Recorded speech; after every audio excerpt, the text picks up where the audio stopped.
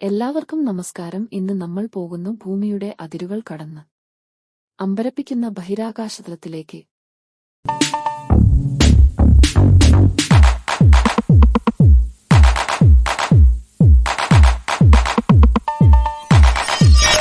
Black ഹോളുകൾ എത്ര ശക്തമായ ഒരു പ്രകൃതിദ്രവ്യമാണ്.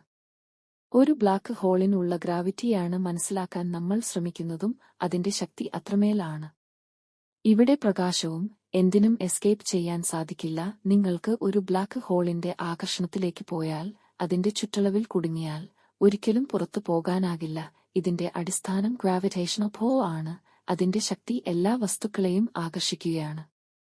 ഈ ആകർഷണവും ഏറ്റവും ശക്തമായ ഗ്രാവിറ്റേഷണൽ ഫോഴ്സവും പ്രകാശം പോലും വിടുന്നില്ല. അതിനാൽ അപ്പോഴാണ് ആ ബ്ലാക്ക് ഹോളിന് ബ്ലാക്ക് എന്ന് പേരിടുന്നത്. ഒരുപാട് കാലം മുൻപ് ശാസ്ത്രജ്ഞന്മാർ അവയെ അപ്രകാശിത ഗ്രഹങ്ങൾ എന്ന് വിളിച്ചിരുന്നെങ്കിലും ഇപ്പോൾ അവയെ വെറും ബ്ലാക്ക് ഹോളുകൾ എന്ന് അറിയപ്പെടുന്നു.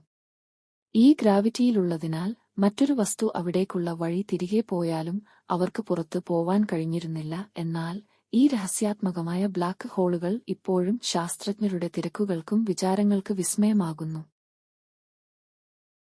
ഇതുപോലുള്ള അറിവുകളും അത്ഭുതങ്ങളും ഇനിയും അറിയാൻ ചാനൽ സബ്സ്ക്രൈബ് ചെയ്യണേ. നമ്മൾ പിന്നെയും കണ്ടുമുട്ടാം. ബഹിരാകാശത്തിന്റെ അടുത്ത ഗേറ്റ് തുറക്കുമ്പോൾ